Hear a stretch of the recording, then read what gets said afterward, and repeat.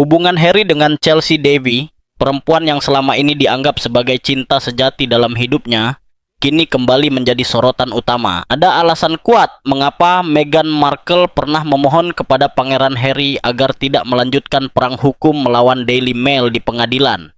Alasan yang sangat spesifik yang ingin ia kubur sedalam mungkin, dan alasan itu sama sekali tidak berkaitan dengan kebebasan pers atau strategi hukum. Hari ini, alasan tersebut akhirnya meledak ke hadapan publik di dalam ruang sidang London. Hari kedua gugatan besar Pangeran Harry terhadap surat kabar Daily Mail kembali membuka luka lama yang Meghan kira sudah tertutup selamanya. Luka yang berkaitan dengan perempuan yang dulu diyakini Harry sebagai cinta sejatinya. Perempuan yang namanya masih mampu membuat darah Meghan berdesir dingin. Chelsea Davy. Selama berjam-jam, detail-detail intim dari kisah asmara Harry dan Chelsea dibedah secara menyakitkan. Rencana perjalanan pribadi mereka, pertemuan rahasia, hingga tempat-tempat di mana Harry biasa bermalam. Informasi yang begitu pribadi dan terbuka, sampai-sampai para jurnalis pengadilan yang sudah berpengalaman pun tampak tidak nyaman menyimaknya. Harry duduk diam, tanpa ekspresi ketika pengacaranya memaparkan hubungan tersebut ke hadapan dunia internasional. Setiap momen curian, setiap rahasia yang pernah dibisikkan, setiap detail yang menunjukkan betapa berbedanya Chelsea dibandingkan perempuan yang akhirnya ia nikahi, dan ribuan kilometer jauhnya di California, bisa dipastikan Meghan Markle menyaksikan semua itu dengan amarah yang mendidih. Karena persidangan ini tidak lagi sekadar membongkar dugaan pelanggaran etika pers.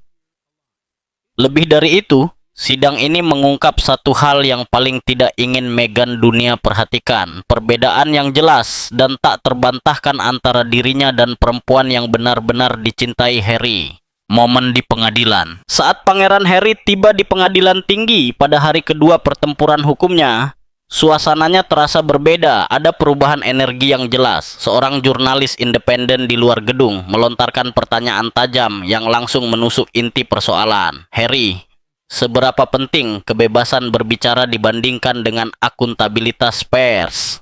Tidak ada jawaban. Harry berjalan melewati kerumunan tanpa menoleh, tanpa sepatah kata pun. Kepalanya yang kini semakin botak tertangkap cahaya pagi, dengan kamera merekam setiap sudut untuk halaman depan keesokan hari.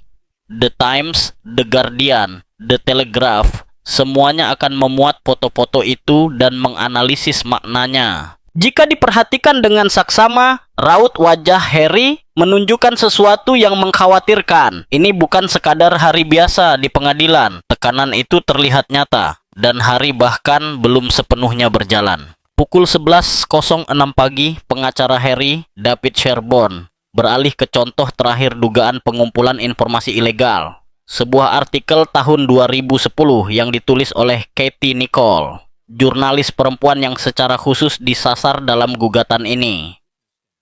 Suara Sherborne menggema di ruang sidang saat ia menjelaskan isi artikel tersebut. Detail-detail spesifik dan sangat pribadi tentang kehidupan dan hubungan Harry dengan Chelsea Davy. Bukan sekadar informasi biasa, melainkan detail yang sangat intim. Artikel itu menyebutkan bahwa Harry kerap berada di rumah Chelsea, membahas rencana mereka sebagai pasangan, bahkan mengungkap preferensi Harry tentang tempat ia suka menghabiskan malam. Sherborne menekankan betapa sensitifnya informasi tersebut, mengutip pernyataan saksi Harry sendiri yang menyebutnya sebagai data yang sangat pribadi. Lalu muncullah klaim kunci. Menurut kesaksian Harry, informasi tersebut tidak mungkin berasal dari siapapun selain dirinya atau Chelsea, dan mereka berdua tidak pernah membagikannya. Artinya, Harry menyeratkan bahwa satu-satunya cara informasi itu sampai ke media adalah melalui cara ilegal. Bukan dari teman, bukan dari sumber istana, melainkan dari penyadapan, pengintaian, atau praktik terlarang lainnya. Namun disinilah persoalan menjadi rumit, misteri. Patrick Gibbs. Sherborne mengungkap bahwa Katie Nicholl mengklaim mendapatkan informasi tersebut dari Patrick Gibbs, mantan sekretaris pers Pangeran Charles, yang saat itu menjalani masa semi pensiun di Isle of Wight. menjelang akhir hidupnya. Pengacara Harry menertawakan penjelasan ini dan menyebutnya tidak masuk akal. Menurutnya mustahil Gibbs memiliki atau menyebarkan informasi sedetail itu. Mereka menuduh bahwa jurnalis tersebut menggunakan metode pengumpulan informasi ilegal. Namun pertanyaannya, benarkah itu mustahil? Patrick Gibbs pernah bekerja bertahun-tahun di lingkungan kerajaan. Ia mengenal banyak orang yang juga mengenal Harry. Informasi di lingkaran tersebut bisa mengalir melalui jalur yang tak terduga. Disinilah kasus Harry mulai menunjukkan celah, membuktikan bagaimana informasi berpindah tangan. Terlebih lagi, informasi dari 2 dekade lalu tidak cukup hanya dengan kecurigaan. Diperlukan bukti nyata. Dan dalam hukum, kecurigaan saja tidak pernah cukup. Artikel yang mengubah segalanya. Namun kemudian Sherborne beralih ke sebuah artikel lain, terbit tahun 2004, yang jauh lebih sulit untuk dijelaskan dan jauh lebih merugikan bagi pembelaan Daily Mail. Artikel ini memuat rencana perjalanan Harry dan Chelsea, termasuk fakta bahwa Harry membawa Chelsea dalam sebuah perjalanan berburu pribadi ke sebuah pondok di Argentina. Informasi yang seharusnya sama sekali tidak diketahui siapapun di luar lingkaran terdekat mereka. Dan disinilah bukti mulai muncul. Sebuah email dari Heather Brierley kepada Caroline Graham di Daily Mail. Nama Caroline Graham tentu tidak asing. Dialah jurnalis yang pernah berada di Filipina bersama Thomas Markle. Ketika peristiwa tertentu terjadi, serangan jantung yang diduga telah direkayasa itu. Kini, dia menjadi sahabat dekat Thomas Markle. Ia sering muncul dalam unggahan media sosial Thomas, dalam berbagai wawancara, dan menjadi bagian dari kehidupannya. Ini kemungkinan besar menjadi salah satu alasan mengapa Harry begitu membencinya. Dalam email tersebut tertulis, "Saya baru saja berbicara dengan kontak di British Airways setengah jam lalu dan menawarkan mereka $2 sebagai imbalan atas sebuah nama. Dia sedang menyelidikinya." Harry sangat paranoid tentang kemungkinan dirinya terbongkar. Disitulah semuanya menjadi jelas. Ada bukti pembayaran.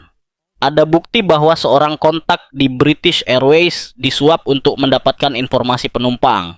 Ada bukti bahwa privasi Chelsea Davy dilanggar demi sebuah berita surat kabar. Email lain yang diperlihatkan di pengadilan dikirim oleh Caroline Graham kepada David Dinsmore, yang saat ini menjabat sebagai editor Mail on Sunday. Ia juga dianggap sebagai musuh Harry karena perannya dalam mempublikasikan pengungkapan tentang Thomas Markle. Menurut interpretasi Sherborne, email-email ini dengan jelas merujuk pada pembayaran atas informasi yang diperoleh secara tidak sah melalui British Airways dengan cara penyuapan. Ini sangat merugikan. Inilah jenis bukti yang benar-benar dapat mengubah arah perkara demi keuntungan Harry. Namun pada saat yang sama, semua ini berkaitan dengan Chelsea Davy, bukan Meghan, dan perbedaan itu jauh lebih penting daripada yang terlihat. Klaim emosional Harry. Dalam pernyataan kesaksiannya, Harry tidak hanya berpegang pada fakta. Ia memasuki ranah emosional. Ia berbicara tentang tekanan batin, rasa paranoia, serta dampak psikologis akibat pelanggaran privasi yang ia alami selama menjalin hubungan tersebut. Pengacaranya mengonfirmasi bahwa Harry akan memberikan kesaksian secara langsung pada hari Kamis. Saat itulah perkara ini bisa menjadi sangat kuat atau justru runtuh sepenuhnya. Karena begitu Harry naik ke kursi saksi, ia akan menghadapi pemeriksaan silang. Dan pemeriksaan silang sering kali mampu mengungkap ketidakkonsistenan, pembesaran cerita, dan ingatan yang selektif. Apakah Harry mampu membuktikan bahwa artikel-artikel tersebut benar-benar menyebabkan penderitaan emosional yang nyata? Ataukah pengacara Daily Mail akan menunjukkan bahwa ia sebenarnya tidak keberatan bagian lain dari hidupnya dipublikasikan saat hal itu menguntungkannya? Jawabannya akan segera terungkap. Bom Rebecca English. Jika ada satu jurnalis yang tampaknya ingin dihancurkan Harry secara profesional, itu adalah Rebecca English, editor kerajaan Daily Mail saat ini dan salah satu pembawa acara YouTube Palace Confidential. Menurut laporan jurnalis pengadilan, pengacara Harry menuduh English memperoleh informasi detail yang sangat spesifik. Nomor kursi pesawat, waktu penerbangan, dan rencana perjalanan Chelsea Davy pada Desember 2007. Bukan perkiraan, melainkan data yang sangat akurat. Dalam pernyataan saksinya, Harry menyebut informasi ini tidak hanya sangat mengganggu, tetapi juga berpotensi membahayakan keamanan. Dan disinilah email lain muncul, bukti tambahan yang sulit untuk diabaikan. Berdasarkan dokumen yang diajukan, Rebecca English diduga membayar 200 pound kepada penyelidik swasta Mike Burr untuk mendapatkan informasi tersebut, termasuk nomor kursi Chelsea Davy. Rebecca English dilaporkan mengaku tidak mengingat email tersebut. Namun, jika email itu benar-benar ada, jika pembayaran benar terjadi, dan jika dokumentasinya sah, maka alasan "saya tidak ingat" mungkin tidak cukup sebagai pembelaan. Bayangkan implikasinya. Seorang editor kerajaan diduga membayar penyelidik swasta untuk melacak perjalanan pacar seorang pangeran. Bukan demi keamanan, bukan demi kepentingan publik yang sah, melainkan demi sebuah cerita asmara. Harry menekankan betapa membuat frustrasi situasi tersebut. Informasi itu muncul justru saat ia berusaha keras menjaga hubungannya tetap private. Kesimpulannya, menurut Harry, hal ini dengan jelas menunjukkan bahwa English menggunakan metode pengumpulan informasi ilegal. Namun apakah kesimpulan itu benar-benar tak terbantahkan, atau justru merupakan lompatan logika yang belum tentu bertahan di bawah pengujian hukum? Kisah liburan penentu segalanya. Artikel lain dari tahun 2007 berfokus pada rencana Harry membawa Chelsea Davy dalam sebuah liburan yang disebut-sebut sebagai make or break holiday. Hubungan mereka memang sedang berada di bawah tekanan. Semua orang mengetahuinya. Pertanyaannya adalah apakah mereka masih bisa menyelamatkan hubungan tersebut. Sebuah email kepada staf mail dari penyelidik yang sama, Mike Burr, mengungkap sejauh apa upaya jurnalis untuk melacak cerita ini. Ia menulis tentang pengawasan terhadap beberapa sumber, mencatat bahwa Chelsea Davy awalnya bersiaga dan kemudian pada menit terakhir membeli tiket secara tunai di bandara. Email itu ditutup dengan kalimat, "Mungkin ini cara mereka menghindari pelacakan." Renungkan sejenak, Chelsea Davy membayar tiket dengan uang tunai secara sengaja untuk menghindari pemantauan. Ia dan Harry benar-benar berusaha menjaga privasi. Mereka mengambil langkah nyata agar hubungan mereka tidak menjadi konsumsi tabloid. Namun demikian, para penyelidik yang bekerja untuk Mail tetap berusaha keras, sehingga segala upaya Duke of Sussex dan Chelsea Davy untuk menjaga kehidupan pribadi mereka akhirnya sia-sia.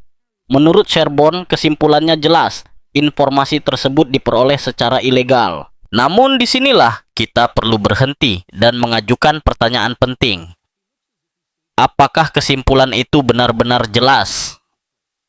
Atau hanya interpretasi Harry atas rangkaian peristiwa tersebut? Daily Mail akan dan telah berargumen bahwa informasi itu berasal dari sumber yang sah. Teman yang berbicara, staf istana yang membocorkan informasi, atau orang-orang dalam lingkaran sosial Harry yang tidak mampu menjaga rahasia. Dan inilah inti persoalan yang paling sensitif, perbandingan antara Chelsea dan Meghan. Inilah hal yang sama sekali tidak ingin Meghan Markle diperiksa terlalu dekat oleh publik. Chelsea Davy dikenal sangat menjaga privasi. Ia tidak menginginkan ketenaran. Ia tidak membocorkan detail kehidupan pribadinya ke majalah. Ia tidak berpose untuk pemotretan atau mengejar peluang televisi. Ia bisa saja memanfaatkan hubungannya dengan Harry dalam banyak cara, tetapi ia memilih untuk tidak melakukannya. Sekarang bandingkan dengan Meghan Markle. Meghan beberapa kali membocorkan detail kehidupan pribadinya bersama Harry kepada Omid Scobie untuk Finding Freedom, kepada Oprah Winfrey dalam wawancara besar, kepada Netflix untuk serial dokumenter mereka, dan kepada Harry sendiri untuk memoarnya Spare. Meghan tidak sekadar membiarkan detail intim hubungannya menjadi konsumsi publik. Ia mengatur narasinya, mengendalikannya, dan mendapatkan keuntungan darinya. Jadi ketika Harry duduk di ruang sidang dengan suara penuh kemarahan moral tentang bagaimana pers melanggar privasinya bersama Chelsea Davy, Meghan tahu persis apa yang sedang dipikirkan publik. Di mana semua energi ini ketika privasi itu dijual ke Netflix dengan nilai jutaan dolar. Kemungkinan kemunafikan ini sangat mencolok, dan inilah alasan utama mengapa Meghan tidak pernah ingin Harry melanjutkan perkara ini. Apa yang sebenarnya diungkap dokumen pengadilan? Untuk memperjelas, Harry mengajukan 14 artikel yang menurutnya ditulis berdasarkan informasi pribadi yang diperoleh secara ilegal. Artikel pertama berasal dari tahun 2001, ketika Pangeran Harry dipilih sebagai ayah baptis anak Tiggy Legburg, seorang perempuan yang dikenal sangat menjaga kerahasiaan. Namun demikian, artikel tersebut tetap memuat informasi pribadi, serta sebuah kutipan yang dikaitkan dengannya. Katie Nicholl mengklaim bahwa ia mendengar informasi itu dari seorang perencana pesta, dan kemudian mengonfirmasikannya kepada seorang sosialita. Pengacara Harry berargumen bahwa kedua sosok tersebut tidak masuk akal sebagai sumber. Masalahnya terletak pada logika Harry sendiri. Faktanya, ia tidak benar-benar mengetahui dari mana sebuah cerita berasal. Ia hanya menebak-nebak. Ia membuat asumsi berdasarkan siapa yang menurutnya mungkin berbicara atau tidak. Itu bukan bukti, itu hanyalah spekulasi. Dan spekulasi tidak pernah memenangkan gugatan hukum. Yang dibutuhkan dan yang akan diminta oleh hakim adalah bukti konkret bahwa para jurnalis tersebut benar-benar terlibat dalam aktivitas ilegal. Email memang membantu. Catatan pembayaran jauh lebih kuat. Kesaksian langsung dari para penyelidik swasta akan menjadi bukti paling menentukan. Tanpa semua itu, perkara ini hanya akan berubah menjadi situasi kata dia melawan kata mereka. Dan dalam kondisi seperti itu, hakim cenderung berpihak pada pihak tergugat. Serangan balik Daily Mail. Tanggapan Daily Mail cukup mengejutkan. Alih-alih terjebak dalam bantahan satu persatu, penasihat utama mereka, Anthony White QC, menutup pernyataan pembukaannya secara cepat dan lugas. Strateginya jelas. Kami akan menyerahkan detail teknis kepada masing-masing jurnalis dalam proses selanjutnya. Tetapi izinkan saya menjelaskan pembelaan utama kami sekarang. Pembelaan itu diringkas dalam dua kata. Sumber yang sah. White menyampaikan kepada pengadilan bahwa artikel-artikel tersebut tidak muncul begitu saja. Sebagian besar merupakan kelanjutan dari pemberitaan luas yang sudah berlangsung sebelumnya. Banyak di antaranya memuat informasi yang telah dipublikasikan lebih dulu. Dengan kata lain, ini bukan laporan eksklusif hasil penyadapan ilegal, melainkan berita yang dibangun dari informasi yang sudah beredar, dikonfirmasi melalui berbagai sumber, dan diperoleh lewat praktik jurnalistik yang lazim. White menambahkan bahwa pola ini menunjukkan sumber yang sah dan konsisten. Ini merupakan strategi hukum yang cerdas. Jika Daily Mail dapat membuktikan bahwa sebagian besar informasi tersebut diperoleh melalui jalur legal, teman yang berbicara, catatan publik, atau laporan sebelumnya, maka gugatan Harry akan runtuh. Tidak mungkin menuduh pengumpulan informasi ilegal jika informasi itu sudah tersedia secara publik atau dapat diperoleh secara sah. 3 jurnalis perempuan yang menjadi sasaran Harry tidak perlu diragukan lagi. Pangeran Harry secara pribadi menargetkan sosok-sosok yang ia anggap sebagai raksasa Fleet Street. Menariknya, semuanya adalah perempuan. Katie Nicholl, figur televisi sekaligus koresponden kerajaan, memiliki akses luas ke keluarga kerajaan selama bertahun-tahun, menulis buku laris, dan sangat dihormati di bidangnya. Rebecca English, editor kerajaan Daily Mail saat ini, dan rekan pembawa acara Palace Confidential, memiliki hubungan kerja dengan anggota kerajaan senior, khususnya Pangeran William. Victoria Newton, editor surat kabar The Sun, dikenal memiliki hubungan sangat dekat dengan Pangeran William dan Raja Charles, serta merupakan salah satu editor paling berpengaruh di media Inggris. Harry berupaya merusak reputasi 3 jurnalis perempuan berprestasi ini dengan senjata berupa tuduhan bahwa mereka terlibat dalam aktivitas ilegal 2 dekade lalu. Anthony White menegaskan hal ini secara gamblang. Tuduhan tersebut memang diajukan terhadap perusahaan, tetapi pada praktiknya ditujukan kepada individu jurnalis. Ia menyebut tuduhan itu sangat serius. Untuk membuat Harry benar, berarti semua jurnalis tersebut harus berbohong di hadapan pengadilan. Dan itu, menurutnya, sangat tidak masuk akal. Pikirkan implikasinya. Agar klaim Harry benar, Katie Nicole harus berbohong. Rebecca English harus berbohong. Victoria Newton juga harus berbohong. Semua sumber yang mereka sebutkan harus palsu. Semua penjelasan yang diberikan harus salah. Apakah masuk akal bahwa sejumlah jurnalis pemenang penghargaan dengan reputasi puluhan tahun dan kredibilitas yang harus dijaga bersedia melakukan sumpah palsu demi membela artikel yang ditulis 15 hingga 20 tahun lalu? Ataukah lebih mungkin bahwa ingatan Harry selektif, asumsi-asumsinya keliru dan perkaranya lebih lemah dari yang ia yakini? Pembelaan faktor waktu. Poin berikutnya dari White sangat menghantam.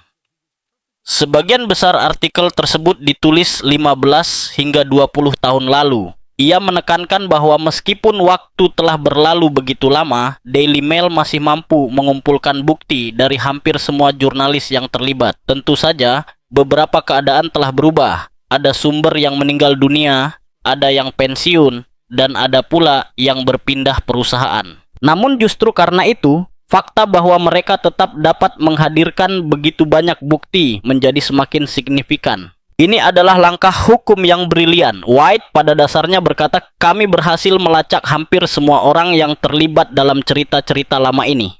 Kami mengumpulkan ingatan mereka, catatan mereka, dan penjelasan mereka.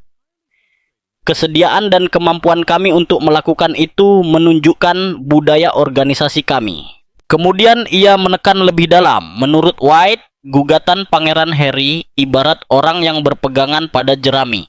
Ia menuduh Harry menggunakan bukti umum tentang praktik peretasan di surat kabar lain, lalu mencoba menerapkannya pada Daily Mail tanpa bukti bahwa Mail melakukan hal yang sama. Ini adalah perbedaan yang sangat penting. Fakta bahwa News of the World pernah melakukan penyadapan tidak berarti Daily Mail juga melakukannya. Seseorang tidak bisa dihukum hanya karena asosiasi. Email yang terus menghantui. Namun disinilah pembelaan Daily Mail menghadapi hambatan serius. Email-email tersebut, Rebecca English mungkin mengklaim tidak ingat pernah mengirim email kepada penyelidik swasta mengenai rencana perjalanan Chelsea Davy. Tetapi jika email itu benar-benar ada, jika dikirim dari akunnya, dan jika catatan pembayaran membuktikan bahwa 200 pound ditransfer kepada Mike Burr untuk informasi spesifik tersebut, maka ingatan pribadi menjadi tidak relevan. Dokumen berbicara dengan sendirinya. Disinilah kasus Harry memiliki kekuatan nyata. Bukan pada asumsi, perasaan, atau interpretasinya, melainkan pada bukti keras, email, faktur, dan catatan pembayaran. Email dari Caroline Graham tentang pembayaran kepada kontak British Airways untuk informasi penumpang. Itu adalah bukti. Faktur dari Victoria Newton kepada firma penyelidikan swasta pada hari yang sama ketika Elizabeth Hurley masuk rumah sakit untuk melahirkan. Itu juga bukti. Hal-hal seperti ini tidak bisa dihapus begitu saja dengan alasan saya tidak ingat atau pasti diperoleh secara sah. Jika Anda membayar penyelidik swasta, maka pertanyaannya menjadi jelas. Untuk apa pembayaran itu dilakukan? Dan bagaimana informasi tersebut diperoleh? Kasus Elizabeth Hurley. Alur sampingan perkara ini. Pangeran Harry tidak menghadapi kasus ini sendirian. Ia bergabung dengan 7 penggugat lain, termasuk Elton John, David Furnish, Sadie Frost, Doreen Lawrence, dan Elizabeth Hurley. Keluhan Elizabeth Hurley berfokus pada 14 artikel yang diterbitkan antara tahun 2002 hingga 2011. Artikel pertama yang ditulis oleh Victoria Newton pada tahun 2002 membahas persoalan sensitif mengenai ayah biologis putranya, Damian. Saat detail-detail pribadi ini dibahas di ruang sidang, Damian Hurley duduk di samping ibunya. Bayangkan situasi itu sejenak. Damian harus mendengarkan para pengacara menguliti kisah kelahirannya, konflik paternitas dengan Steve Bing, serta percakapan pribadi ibunya di salah satu masa tersulit dalam hidupnya. Sebuah faktur dari Victoria Newton kepada firma penyelidikan swasta TDI tercatat tepat pada hari Elizabeth Hurley masuk rumah sakit untuk melahirkan. Catatan pada faktur itu berbunyi, "Re Hurley pregnant." Sherborne berpendapat bahwa hal ini menunjukkan ketertarikan Newton yang berkelanjutan terhadap Hurley dan bahwa Newton tidak memiliki penjelasan yang masuk akal mengenai asal informasi dalam artikel tersebut. Artikel lain dari September 2002 mengungkap detail yang sangat pribadi tentang perasaan terdalam Hurley sebagai ibu tunggal. Jurnalis Nicole Lampert yang hingga kini masih bekerja lepas untuk Mail dilaporkan tidak jelas dalam menjelaskan sumber informasinya. Namun catatan pembayaran menunjukkan dua transaksi besar dari Lampert kepada firma penyelidikan swasta JJ Services pada Oktober 2002. Masing-masing senilai 170 pound dan diberi judul Nicole Lampert Inquiries. Sekali lagi, dokumennya ada, pembayarannya nyata. Pertanyaannya tinggal satu, untuk apa para jurnalis ini membayar penyelidik swasta? Misteri akta kelahiran Elton John. Kemudian ada keluhan Elton John terkait kelahiran putranya melalui ibu pengganti di Los Angeles pada tahun 2010. Daily Mail menerbitkan detail kelahiran tersebut dan bahkan memperoleh salinan akta kelahiran sebelum Elton John dan David Furnish sendiri menerimanya. Jurnalis Ben Todd dan David Gardner mengklaim bahwa informasi tersebut diberikan melalui sambungan telepon oleh kantor catatan sipil Los Angeles. David Sherborne mempertanyakan klaim ini. Apakah masuk akal seorang petugas catatan sipil mengonfirmasi kelahiran melalui telepon kepada jurnalis sebelum akta kelahiran resmi diterbitkan? Jawabannya tegas, tidak. Sherborne menyatakan informasi itu diperoleh melalui blagging. Bagi yang belum familiar, blagging berarti menyamar atau berpura-pura menjadi pihak lain untuk mendapatkan informasi yang seharusnya tidak diberikan. Praktik ini ilegal dan menipu. Jika dapat dibuktikan, hal ini akan menjadi pukulan telak bagi pembelaan Daily Mail, perempuan yang tak pernah bisa dihapus Meghan. Inilah kebenaran yang terasa menyakitkan bagi Meghan Markle. Chelsea Devi mewakili segala hal yang tidak pernah bisa Meghan berikan dalam kehidupan Harry. Chelsea hadir sebelum ketenaran menjadi beban, sebelum sorotan publik tak tertahankan, sebelum Harry berubah menjadi sosok pahit dan terisolasi seperti yang terlihat di ruang sidang hari ini. Angela Levin, biografer Harry yang mengenal kedua perempuan tersebut dan menyaksikan hubungan mereka dengan Harry, memberikan pengamatan yang tajam. Chelsea tidak tertarik tampil di televisi, tidak mengejar kekayaan, tidak peduli duduk di kursi terbaik atau status sosial. Ia tidak menginginkan sorotan, ia hanya menginginkan Harry, hanya Harry. Namun yang jarang diketahui publik adalah bagaimana hubungan itu sebenarnya berakhir. Narasi umum selama ini menyebut bahwa campur tangan media menghancurkan hubungan mereka, bahwa pengawasan terus-menerus membuat kehidupan normal mustahil. Angela Levin mengungkap versi yang berbeda. Ketika Harry mulai belajar menerbangkan pesawat, ia justru menjauh dari Chelsea. Ia meninggalkannya sendirian, berhenti mengunjunginya, dan hampir tidak berusaha menemuinya. Chelsea sedang mengikuti kursus yang berkaitan dengan dunia hewan, namun Harry tidak menunjukkan ketertarikan untuk hadir dalam hidupnya. Chelsea mulai memiliki teman-teman baru di kampus dan ingin Harry bertemu mereka. Ia menolak. Pada akhirnya, Chelsea harus mengisi sebuah formulir yang menanyakan status hubungannya. Ia menulis single. Ia patah hati karena Harry pada dasarnya mengakhiri hubungan itu lewat pengabaian. Jadi semua kesedihan Harry di pengadilan tentang bagaimana pers menghancurkan hubungannya dengan Chelsea, menurut seseorang yang benar-benar mengenal mereka berdua, adalah bentuk penulisan ulang sejarah. Hubungan itu runtuh karena Harry sendiri. Mengapa Meghan mengawasi persidangan ini dengan cermat? Angela Levin menjelaskan dengan gamblang mengapa persidangan ini begitu menakutkan bagi Meghan. Perempuan manapun akan sangat terganggu oleh hal ini. Meghan sama sekali tidak menyukainya. Ia akan benar-benar gelisah, dan menurut saya, itulah sebabnya ia mulai melakukan tarian-tarian aneh, menceritakan segalanya ke publik dan bersikap seolah-olah ia sangat mencintainya, sesuatu yang saya ragukan. Perhatikan perilaku Meghan belakangan ini. Aktivitas media sosial yang tiba-tiba meningkat, video-video menari, serta demonstrasi kasih sayang yang sangat terbuka dan terkesan dibuat-buat. Semua itu tampak seperti reaksi, pengalihan perhatian, dan upaya putus asa untuk mengendalikan narasi yang mulai lepas dari genggamannya.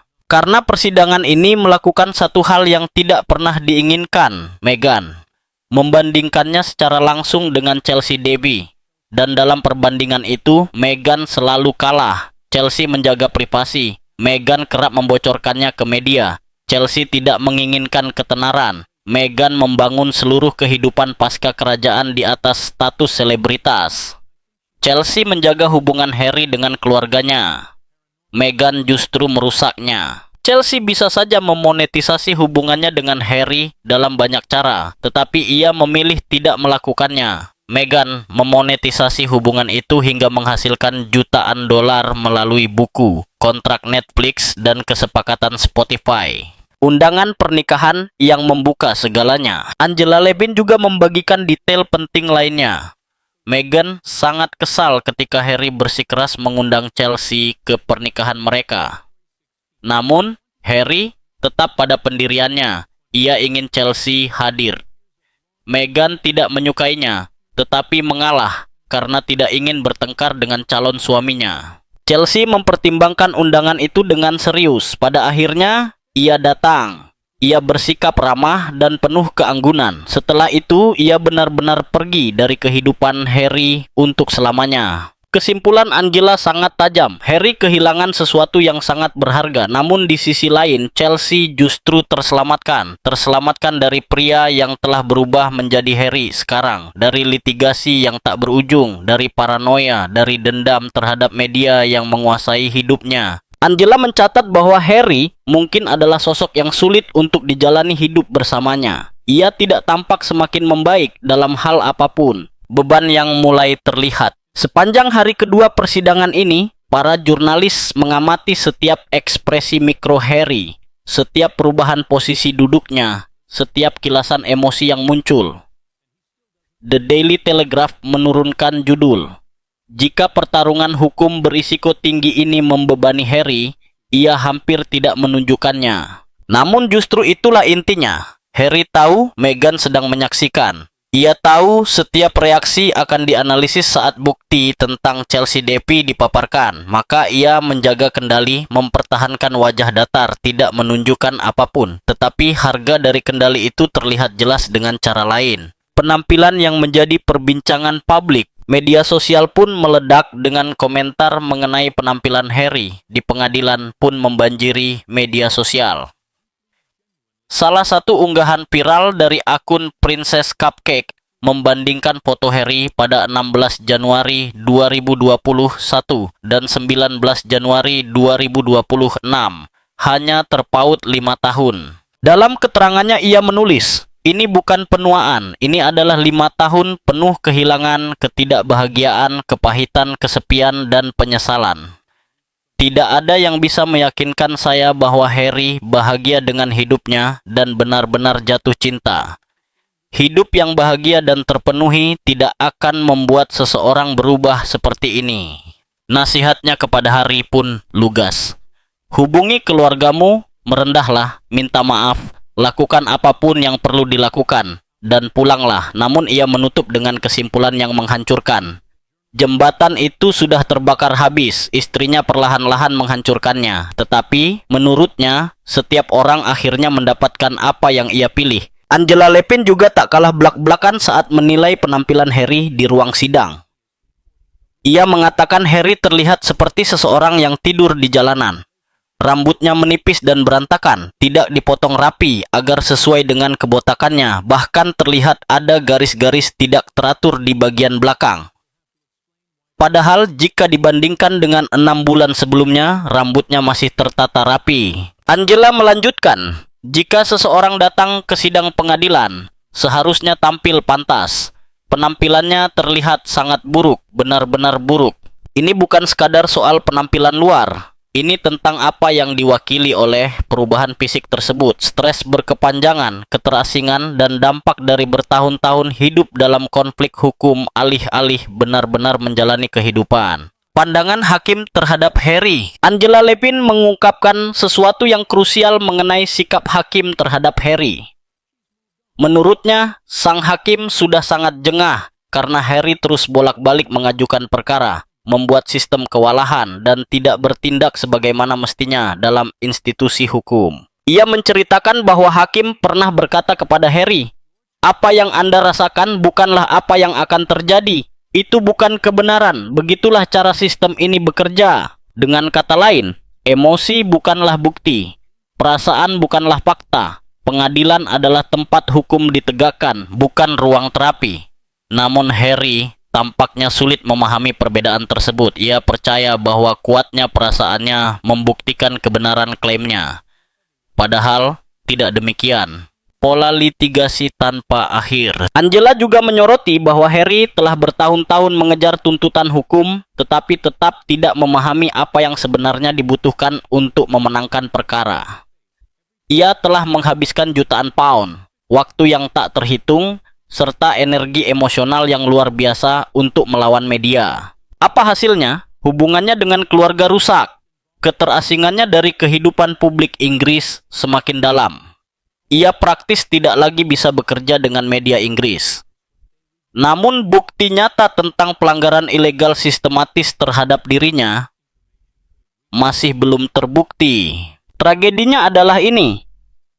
Bahkan jika Harry memenangkan kasus ini, bahkan jika hakim memutuskan sebagian atau seluruh klaimnya benar, apa yang benar-benar ia peroleh?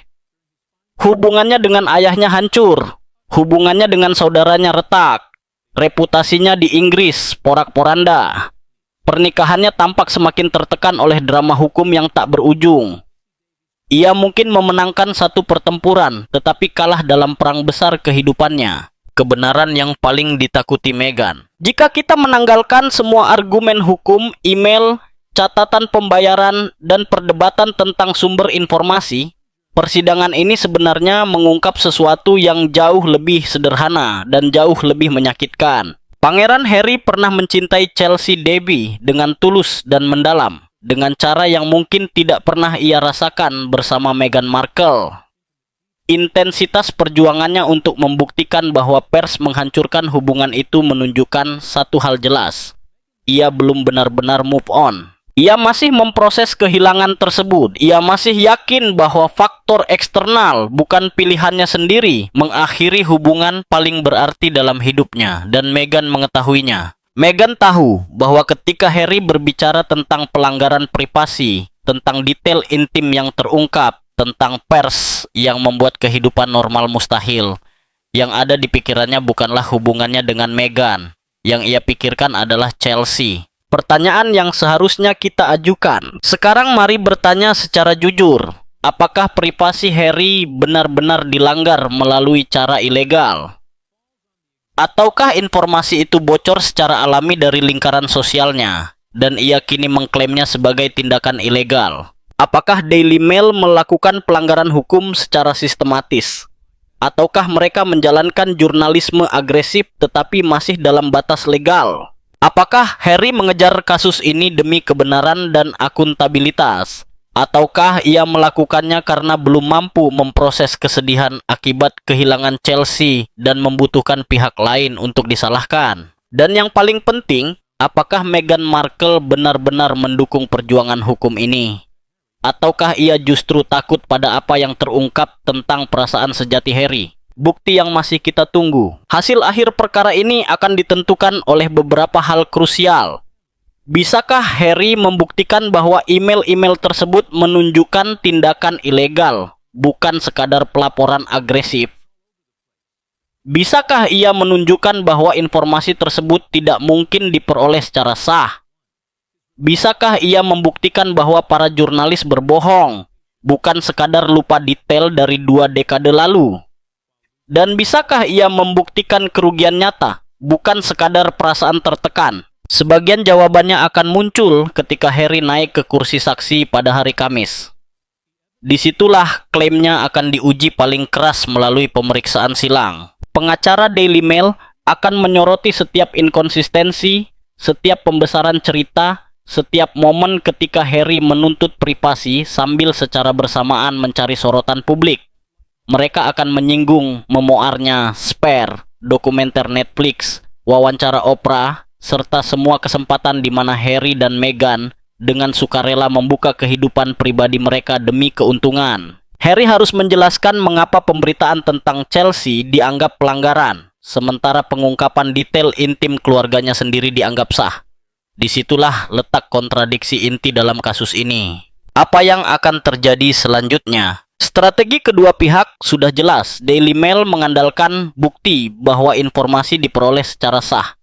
Tim Harry bertumpu pada dampak emosional, email, catatan pembayaran, serta dugaan praktik ilegal. Hakim harus memutuskan apakah ada bukti kuat pelanggaran sistematis atau ini hanyalah kasus seorang pangeran yang tidak pernah menerima kenyataan bahwa orang-orang di sekitarnya berbicara kepada pers. Apapun hasilnya, ada hal-hal yang tidak akan berubah. Hubungan Harry dengan keluarganya tidak akan membaik karena persidangan ini. Reputasinya tidak akan pulih hanya karena kemenangan hukum. Pernikahannya tidak otomatis menjadi lebih stabil. Sementara itu, Chelsea telah melanjutkan hidupnya.